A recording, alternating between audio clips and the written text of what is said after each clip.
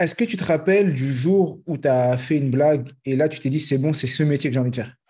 Oui, oui, en fait, c'est le premier rire. En fait, c'est le premier rire recherché, c'est-à-dire que le rire, tu as écrit un truc, tu arrives, tu es là comme avec un arc, tu sais, tu tires, et si je vais lâcher, et, euh, et le premier rire vient, quoi. Et là, le rire collectif d'un public, vraiment, qui joue ce rôle-là, quand toi, tu es comédien, c'est immense.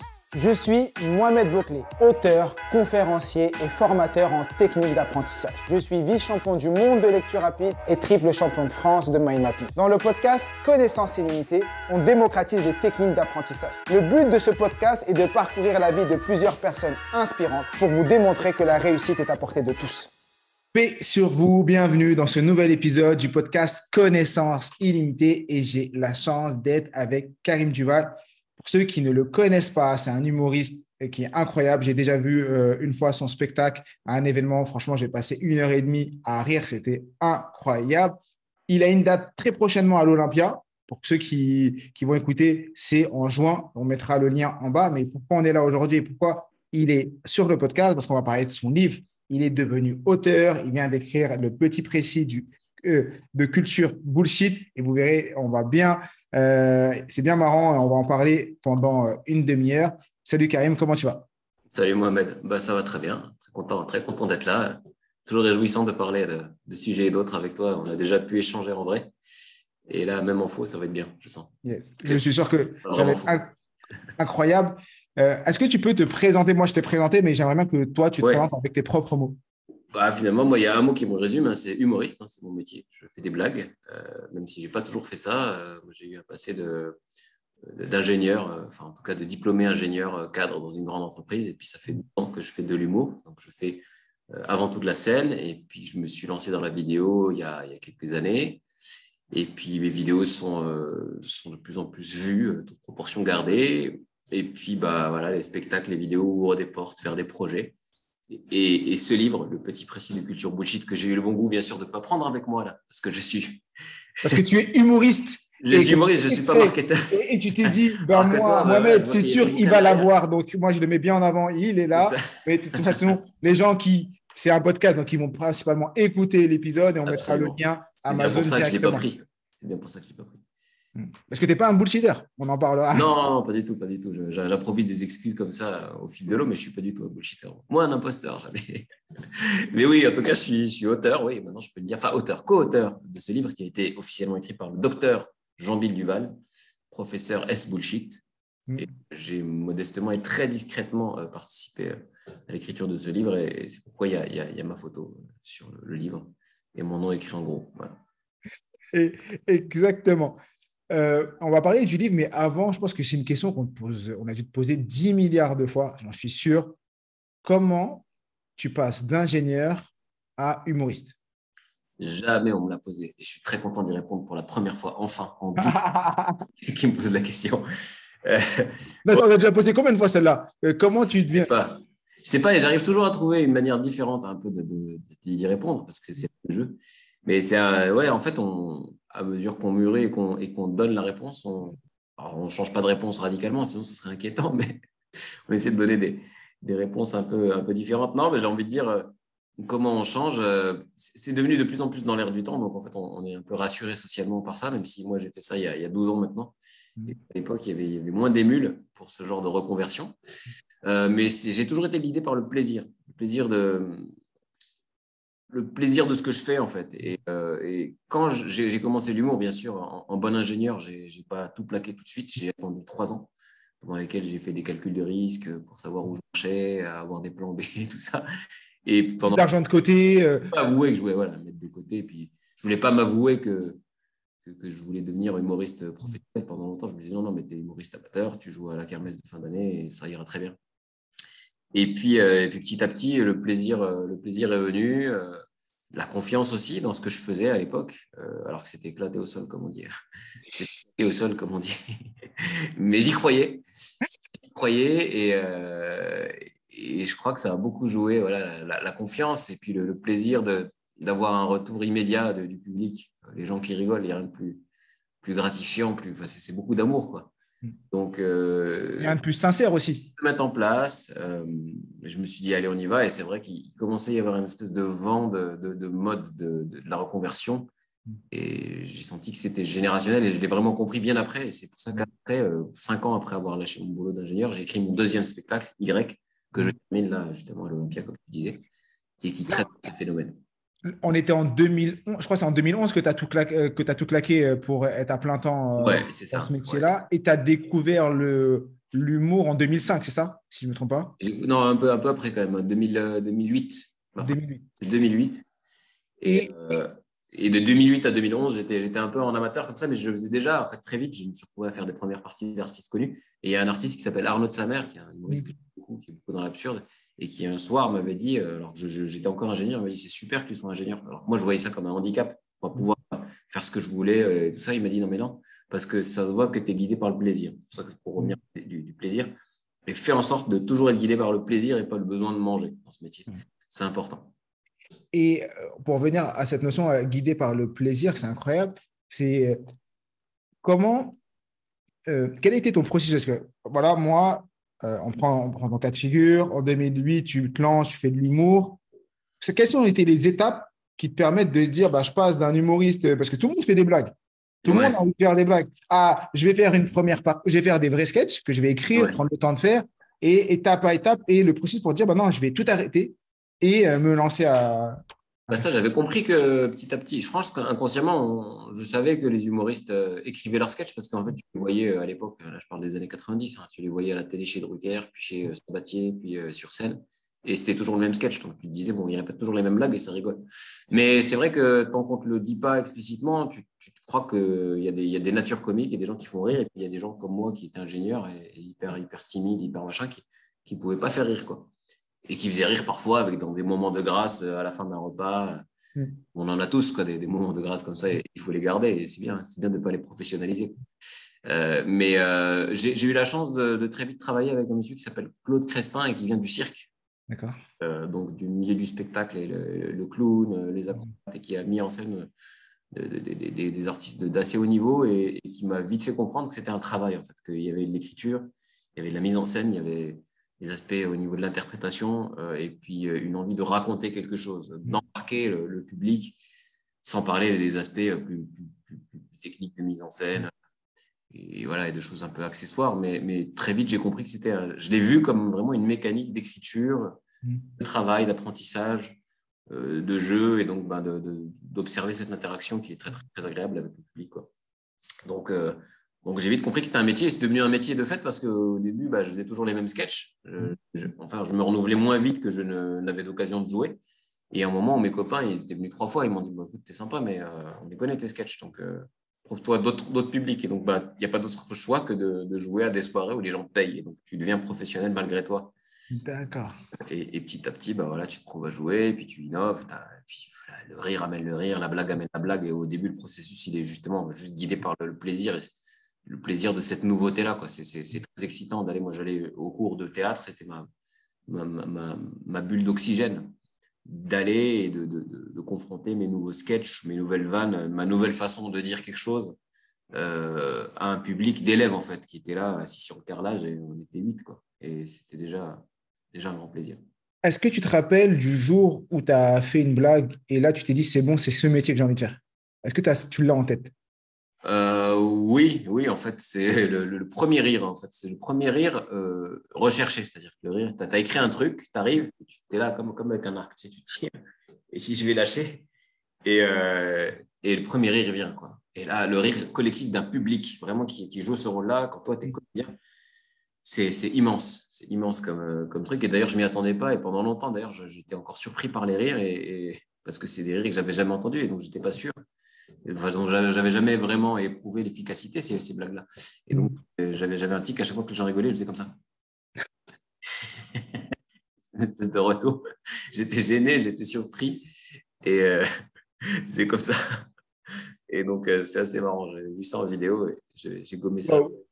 Pour que les gens regardent la vidéo, écoute, pour que vous puissiez aller sur YouTube pour voir la vidéo maintenant, parce que quand il le fait, c'est super marrant. Et c'est à ce moment-là que tu t'es dit, ah là, j'ai envie d'en faire mon métier.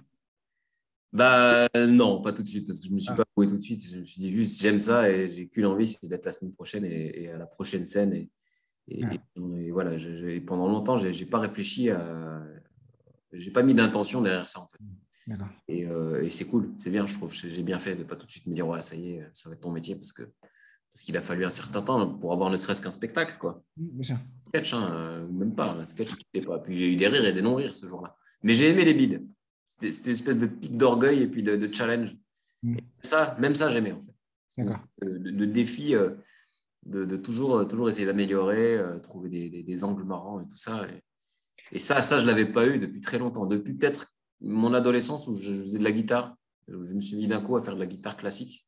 Et pareil, où je ne comptais pas mes heures, en fait. Où tu as une espèce de moment de grâce comme ça, un peu.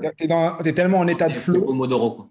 Ouais, Pas ouais. Et Pomodoro, mais Pomodoro ou état de flow. T'es tellement en état de flow que tu ouais, comptes. des états de flow, c'est ça, comme tu dis. C'est exactement ça. Et, voilà, et Ça me cet fait état de penser- flow, tu ne le retrouves pas dans tout, quoi. En fait, ton parcours me fait penser un peu au mien, à mon niveau où quand j'ai commencé, j'avais les deux casquettes. C'est-à-dire que j'étais à la fois ingénieur et je faisais des formations le soir, le week-end, je faisais des lives. Et dans ma tête, c'était, je fais ça pour aider, mais je ne vais pas en faire mon métier. Jusqu'au Ouais, jour ouais, où là, j'ai switché et j'en ai fait, je me suis dit maintenant, il faut que je fasse ça à plein temps. Et un peu comme toi, tu m'as fait quand tu as dit, j'ai mis de l'argent de côté, j'ai fait les plans pour savoir qu'est-ce qu'il fallait faire. ça. Je sais pas si c'était du bullshit ou vrai, mais moi, j'ai un peu ce que j'ai fait en me disant, mets un peu d'argent de côté, au moins comme ça, quand tu te lances, tu as le parachute et tout pour y aller. Ouais, ouais, tu as un plan B, tu t'assures que tu peux revenir en arrière quand même. Puis à un moment, le temps passe et tu te retournes et puis quand même, la côte, elle est longue, quoi. Ouais, exactement. Et là, tu n'as plus envie de Pas revenir d'autre en choix que arrière. d'avancer, quoi. Mais c'est cool. On va arriver sur ton livre maintenant qu'on connaît un peu ton parcours. Rebolote, tu te dis, je suis humoriste et maintenant, tu veux devenir écrivain. Qu'est-ce qui t'a pris, qu'est-ce qui t'a poussé à devenir écrivain? Alors, écrivain, je suis auteur d'un livre de chronique, un espèce de faux essai rigolo, quoi. Tu es écrivain, tu es Je suis auteur. écrivain, oui, c'est vrai que mes vannes et mes délires ont été consignés dans un objet en papier. Et c'est la première fois, et c'est vrai que c'est quand même une belle aventure. En fait, à la base, j'ai fait une vidéo qui s'appelle Le prof de franglais, vous pouvez trouver sur ma chaîne YouTube, et où j'incarne un professeur qui s'appelle Jean Bilbal, professeur S-Bullshit, et qui parle du franglais comme une langue vivante, en fait. Ce franglais qu'on utilise à tort et à travers dans les entreprises et qui explique que pour lui, c'est une passion et que ça se travaille, que voilà, il y a une histoire de cette langue, etc. Et ça a attiré les éditions Le Robert à me contacter pour une campagne vidéo qui mettait en avant leur version en ligne du dictionnaire, D'accord. des vidéos. Et puis sur un coin de table, pendant la réunion de lancement du projet vidéo, je leur dis, il serait marrant qu'on fasse un dictionnaire du franglais. Et puis ils me disent, bah tiens, bonne idée. Et en fait, après, je me suis dit, c'est pas forcément une bonne idée parce que des glossaires, des termes, t'en as plein sur Slate, c'était pas très original. Et donc, je me dis, non, je vais être un truc plus original. Pendant le confinement, je dis, allez, je vais me lancer dans un roman. Donc, je me dis, je vais écrire un roman. Alors que j'avais pas de roman, hein. J'avais juste un vague pitch, une espèce d'histoire d'amour à base de gens qui parlent franglais et de gens qui parlent pas franglais. Et ça, finalement, c'est devenu un projet qu'aujourd'hui, je porte à travers un projet d'écriture de scénario. Et entre-temps, on a cherché avec le Robert, qui n'est pas vraiment éditeur de romans. Et on a dit, en fait, ce qu'on va faire, c'est qu'on s'est rencontrés grâce à cette vidéo du professeur Jean-Bill Duval. Donc, on va faire comme si Jean-Bill Duval écrivait une thèse, un précis, en fait, sur son amour pour le bullshit, c'est-à-dire ce vent qu'on brasse à longueur de journée dans beaucoup de jobs à l'utilité discutable. Et qui fait qu'aujourd'hui, beaucoup de gens se posent la question du sens de leur travail, en fait. C'est impalpable de pseudo-technicité. Et puis, comme tu dois le voir dans le domaine du développement personnel aussi, il y a des dérives de partout, quoi. C'est Bien sûr. l'exploitation de choses là quand la démarche n'est pas toujours sincère, mais surtout habitée d'une envie de faire fortune, quoi. Et donc, je me suis mis à faire j'ai continué à faire des vidéos comme on peut en voir sur ma chaîne où c'est toujours ce personnage un peu lisse qui s'écoute parler avec des mots très très compliqués pour pas dire grand chose. Et juste pousser le monstre Jean-Bill Duval dans tous les délires possibles et imaginables pour traiter de la culture, enfin du bullshit comme une culture, en fait.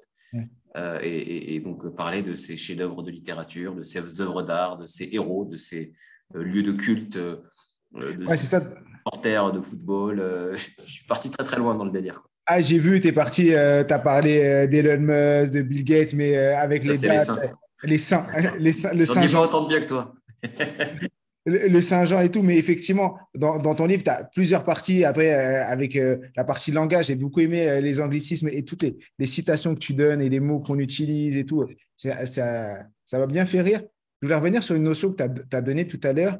Tu as dit pendant le confinement, c'est-à-dire que toi, l'écriture, parce que là, on est début 2023, tu as commencé ton écriture vers quand? Oh, moi, l'écriture, je fais, enfin, depuis que j'écris les sketchs, j'écris. En fait, Non, je parle du livre. Ah, l'écriture du livre, non, l'écriture du livre, j'ai bien sûr procrastiné énormément. J'ai commencé à l'écrire l'automne dernier. Je l'ai écrit entre octobre et décembre. D'accord. Enfin, j'avais écrit 5 textes en juin et après, le reste, c'est-à-dire à peu près une soixantaine de textes, plus les haïkus, plus le vocabulaire, le glossaire, tout ça, je les ai écrits après. Et pendant longtemps, j'ai mûri ce que je voulais dire et habité ce personnage de Jean-Bill Duval. En fait, c'est là que c'est venu, cet état de flow. Il vient quand tu incarnes une posture, un an, ça vient tout seul en fait. Et le fait d'incarner Jean-Bill Duval, professeur qui est passionné et habité par son domaine de prédilection, comme tu parlerais de connaissances, ben, Jean-Bill Duval aussi parle d'un truc qui est infini, qui est le bullshit, qui est cette mousse qu'on peut entretenir à longueur de journée, à longueur de projet en fait dans les entreprises. Et juste en renouvelant un peu le langage, etc. Et donc, lui, il est habité par ça, il est passionné. Et donc, ben, quand tu es dans cette posture-là, tu parles, il suffit juste de parler comme ça à la place de ce personnage et ça vient, quoi. Donc, j'ai écrit d'une traite parce que j'étais vraiment habité par ce personnage et je n'aurais pas supporté de l'être plus que 3 mois, quoi. C'était déjà trop, j'avais envie de me taper des fois quand j'écris. Ouais, t'as été. Mais là, en plus, ce qui est incroyable, c'est que quand tu as dû écrire, tu as dû aussi conscientiser et ton cerveau devait être beaucoup plus alerte à tous les bullshit qui nous entourent. Parce que là, tu le conscientises, parce que des fois, on ne s'en rend pas compte. Moi, j'ai l'anecdote quand tu parles quand tu es ingénieur, nombre tu parles des ingés, tu parles du bullshit au niveau du travail. Et ça, je me dis, mais c'est vrai, au travail, quand tu parles de l'anecdote du diplôme, il correspond, tu dis, ouais, je suis ingénieur parce que j'ai un diplôme. Parce que j'ai un diplôme d'ingénieur. Ouais. Bah, c'est vrai que ça je le conscientise beaucoup déjà dans les thèmes que j'aborde et dans mon histoire elle-même. C'est-à-dire que parfois, quand j'étais ingénieur, je faisais du bon travail. Mon travail était apprécié en tout cas. Mais moi, parfois, je me sentais un peu imposteur et je me disais, en fait, si tu es là, c'est vraiment parce que tu as un titre, quoi. Plus que de vraiment. Pas forcément, j'avais pas forcément pas de compétences, mais j'avais pas d'appétence. C'est quoi, c'est le talent? Cet état de flow, comment? C'est le talent, comme tu dis dans le livre. Ouais, j'étais reconnu comme un talent, dans le sens où j'étais comme bien loti dans ma boîte et vraiment plutôt dans les bons petits papiers, etc. Donc, j'avais ce talent d'exister au bon endroit dans la boîte. Mais parfois, je m'en voulais par rapport à des gens qui maîtrisaient vraiment leur sujet, notamment la technique. J'étais en informatique, il y avait des gens vraiment très forts. Peut-être qu'en effet, ils n'avaient pas forcément les aptitudes pour diriger une équipe, etc.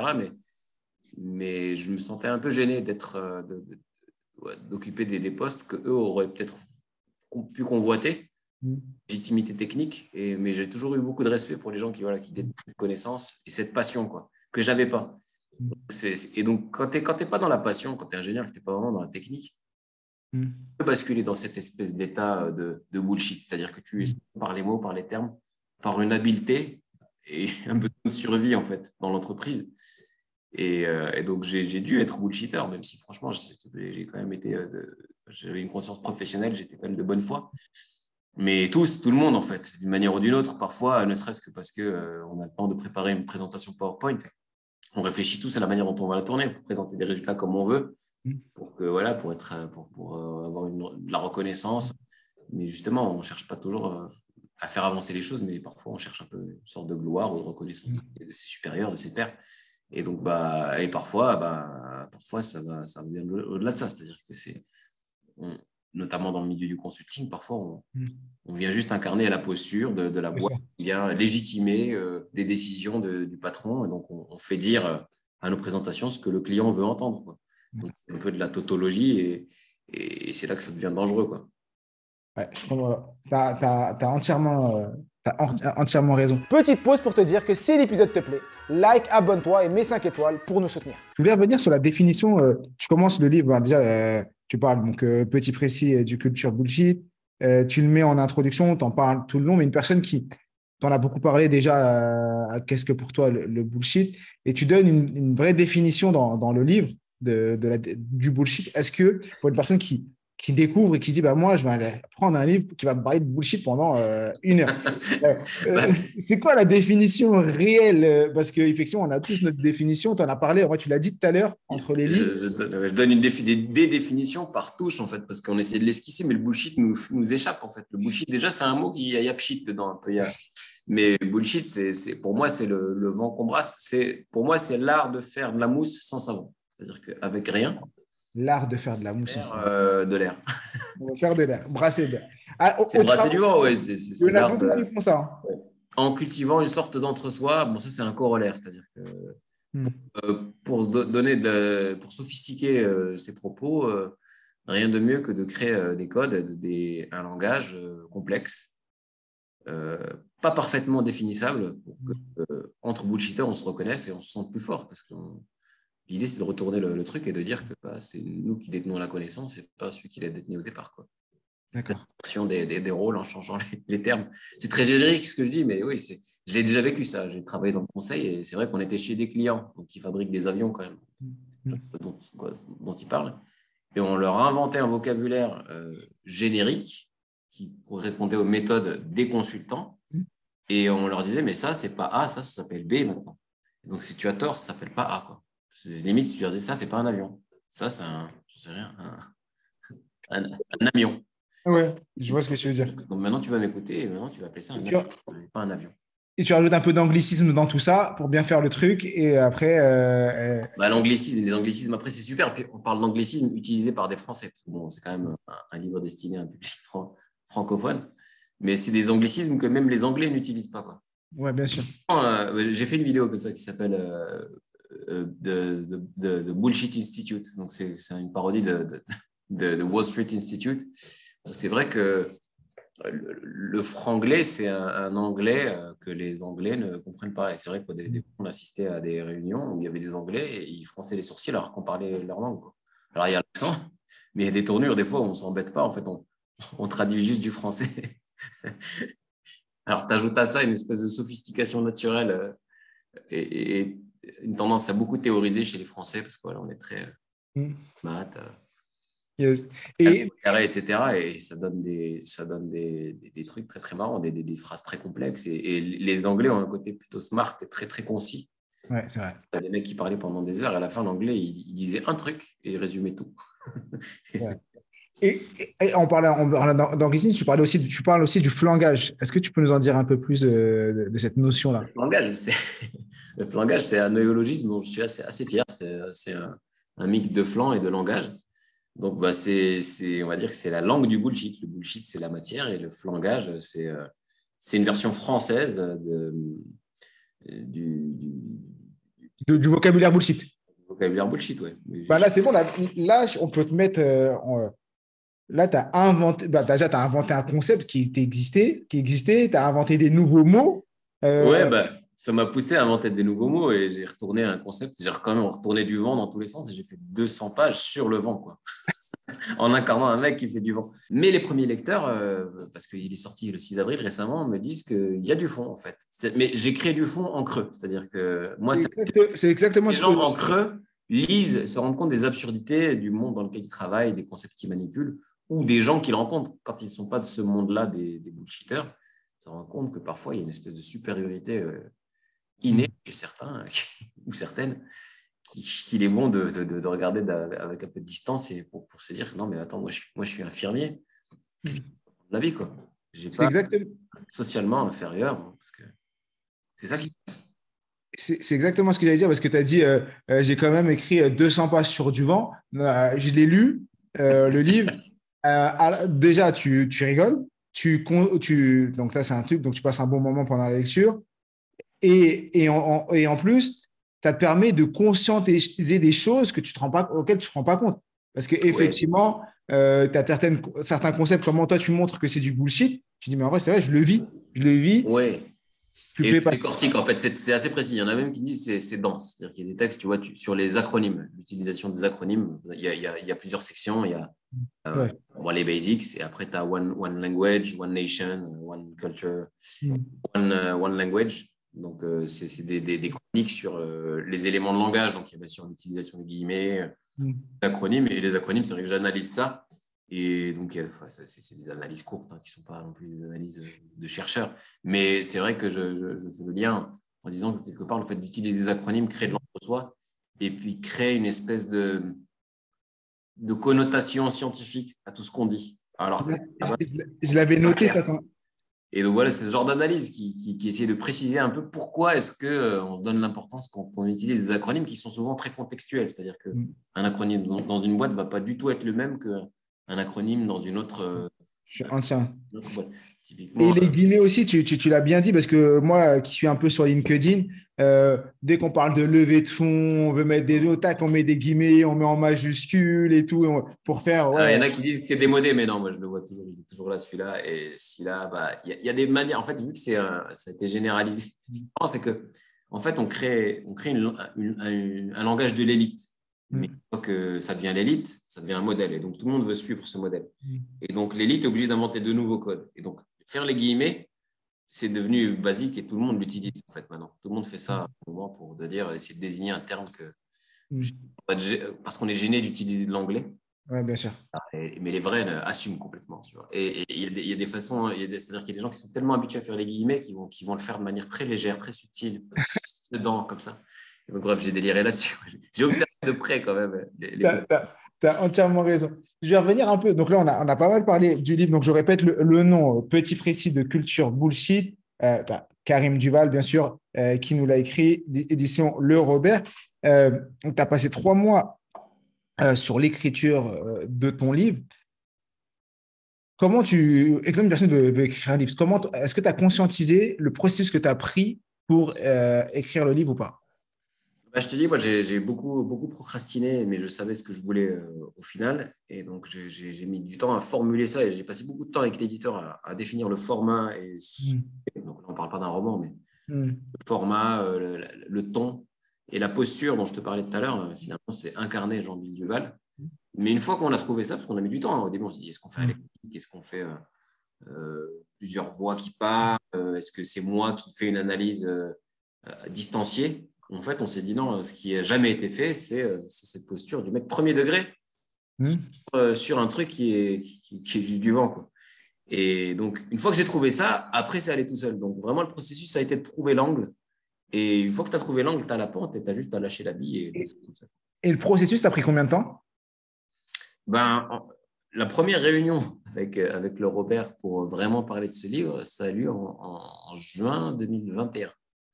Et j'ai vraiment commencé à écrire le premier texte, je dis en juin 2022, mais vraiment pour voir si déjà le ton pouvait coller et si moi je me sentais de décliner ça en 200 pages.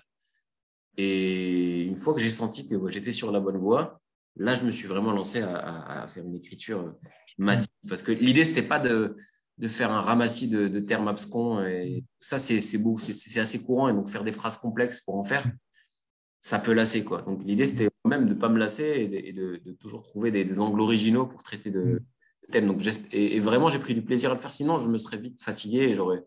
Alors que là, en fait, quand tu es dans la logique de parler d'un pays imaginaire, d'une nation, avec une patrie, etc., tu es dans une logique où tout est possible, quoi. Pourquoi je te pose cette question? Parce que quand j'ai lu le livre, je me suis dit, mais comment il a eu l'idée de nous pondre ça? C'est ça qui m'a. C'est ça que je pose. Et c'est pour ça que je suis. Moi, j'aime beaucoup l'idée. C'est-à-dire, pour moi, dans tout, il faut vraiment que l'idée soit ouf, quoi. Elle soit Voilà. Dans les sketchs, j'aime bien ne jamais avoir la même idée que les autres. Pour moi, c'est vraiment primordial, quoi. Donc, j'ai passé beaucoup de temps à chercher l'idée et ça, tu la trouves en marchant. Et c'est bien que tu nous le dises parce que pour les gens qui nous écoutent, on voit souvent le sommet, on voit le résultat, donc on va voir le livre. On va dire, ouais, Karim, il nous a fait un super beau livre, on a rigolé, on a appris des choses, il a parlé de manière dérisoire d'une notion qu'on entend, comme tu dis, qu'on entend beaucoup dans notre quotidien.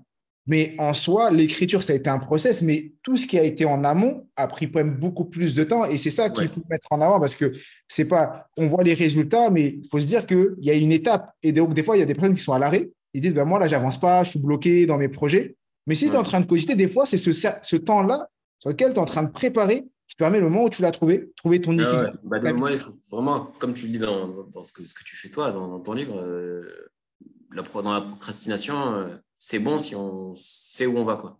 Je mets beaucoup de temps à formuler l'objectif, quoi.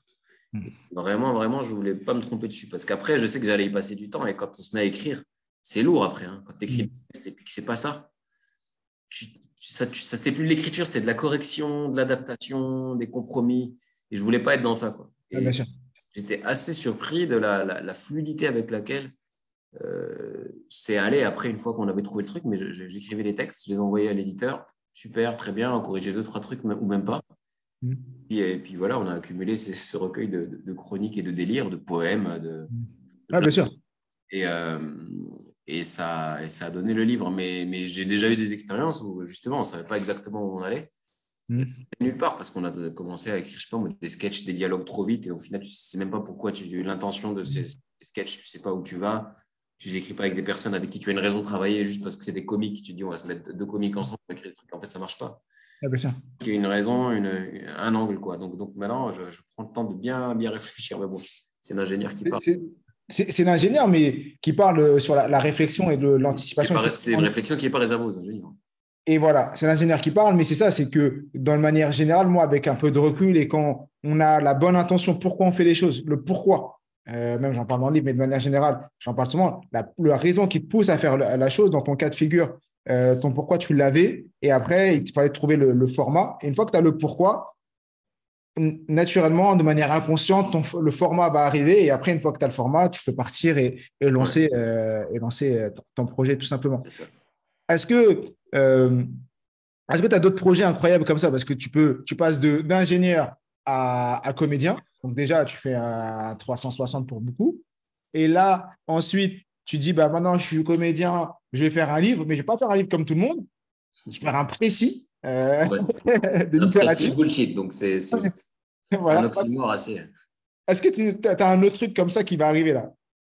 Bah, là, j'aimerais bien aller vers plus de fiction. Donc je travaille sur un scénario de film. Je ne peux pas trop en parler, mais moi, là, c'est un peu toujours autour de ces délires-là. Mais j'aime bien essayer.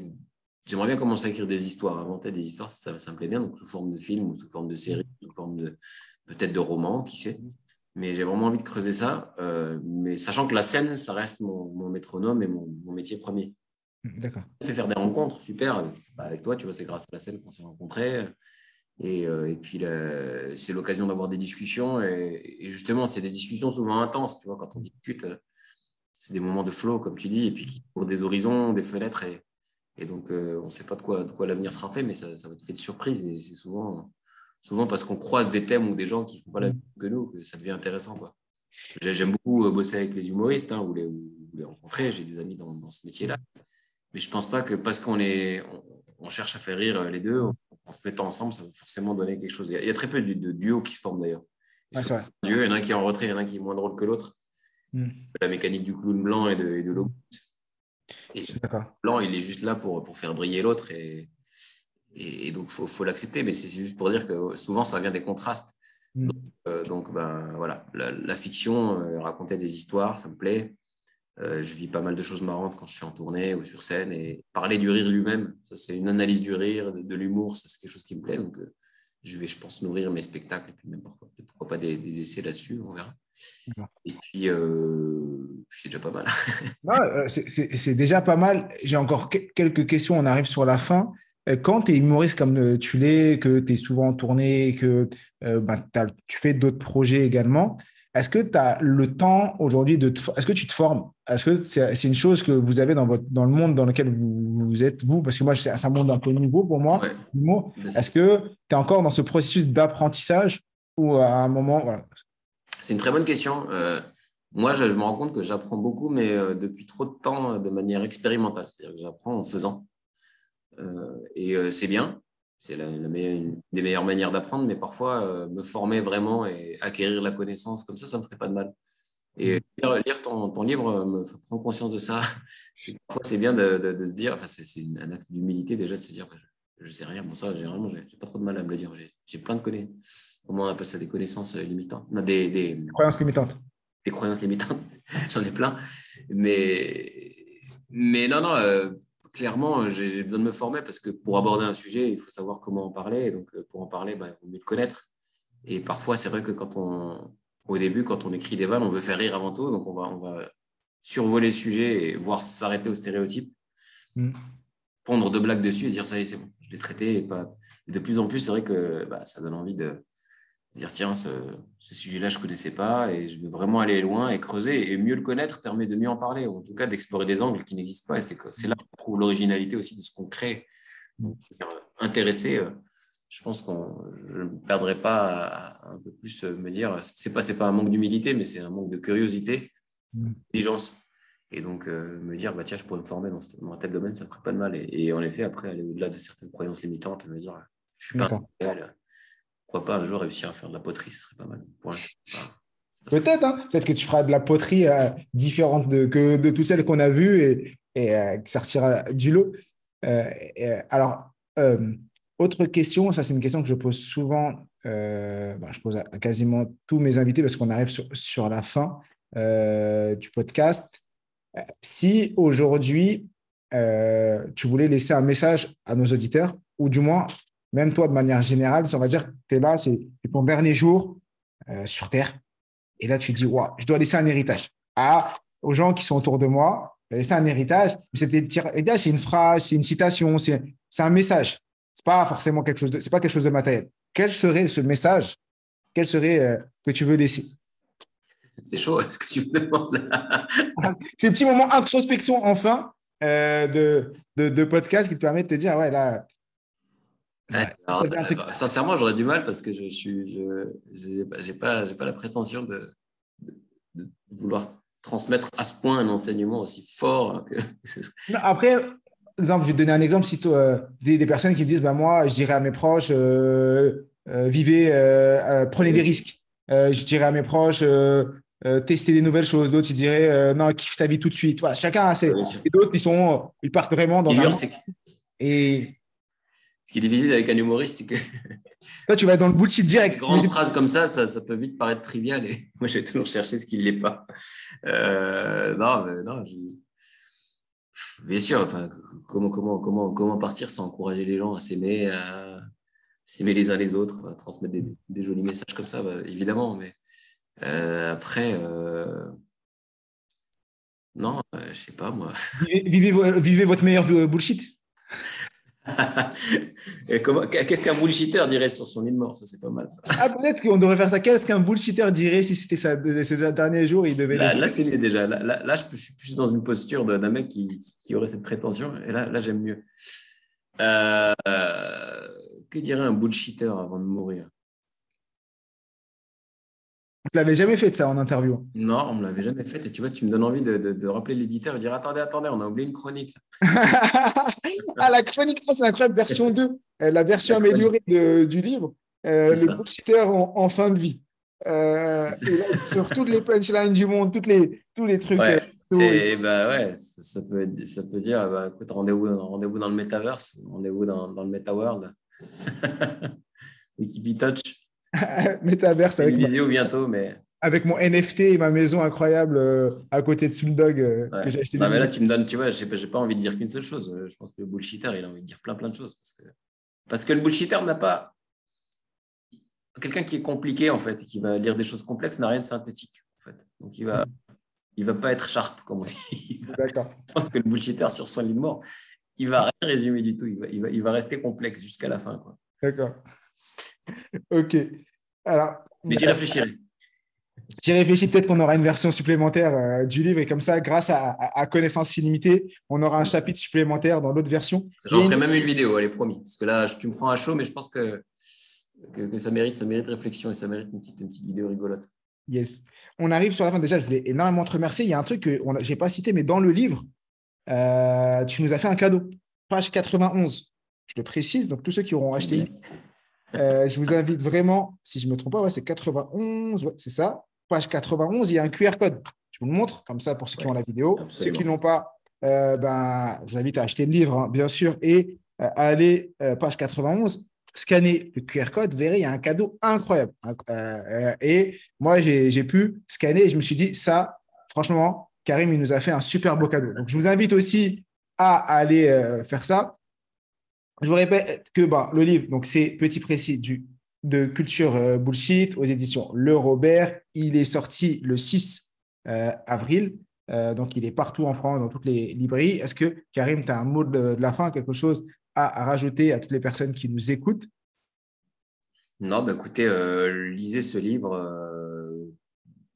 picorez dedans. C'est un livre qui se lit, je l'ai écrit de manière à ce qu'on puisse le commencer à n'importe quelle page, sur un truc. Enfin, dès qu'on a compris le concept, en fait, et même il y a toujours des phrases qui rappellent où on est.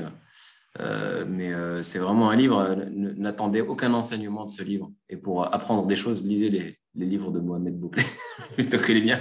Mais ça se complète bien. Ça se complète bien. Je trouve qu'il y a un côté yin-yang dans ce qu'on fait. Tu vois, tu as choisi l'orange, j'ai choisi le jaune. Exactement. C'est vrai, c'est vrai, c'est vrai. Et il y a C'est des beaucoup de putains jeunes. d'agrumes. Et on verra le orange juste derrière aussi. Parfait. Ouais, en tout Merci. cas, voilà. En tout cas, un peu de gratuité, c'est bien. De gratuité dans ce qu'on fait. Vraiment, moi, Mm. lire ces textes, c'est vraiment gratuit. C'est vraiment un délire. Non, parce que je vois les commentaires sur les réseaux sociaux et il y en a beaucoup qui vont un peu politiser ça Mm. et de chercher des intentions. Même ChatGPT, apparemment, m'attribue des intentions. C'est très marrant. et, euh, et alors que non, en fait, je veux dire, tu te trompes, tu vas un peu trop vite, quoi. C'était juste un délire, quoi. Yes, parfait. Alors, je vous invite vraiment donc à vous procurer ce livre aux éditions Le Robert, écrit par Karim Duval. Je vous invite aussi à mettre en commentaire si l'épisode vous a plu, laissez 5 étoiles. On vous mettra les différents réseaux sociaux de Karim et il a une date incroyable à l'Olympia au mois de juin. C'est le combien Le exactement? 7 juin. Le 7 Ouais, juin. ce sera la dernière de mon spectacle. Ouais, c'est la dernière de son spectacle Génération Y. Donc, si vous voulez lui donner de la force et aller passer 1 heure et demie à rire surtout et à passer un bon moment, c'est le moment d'y aller. Et c'est à Paris.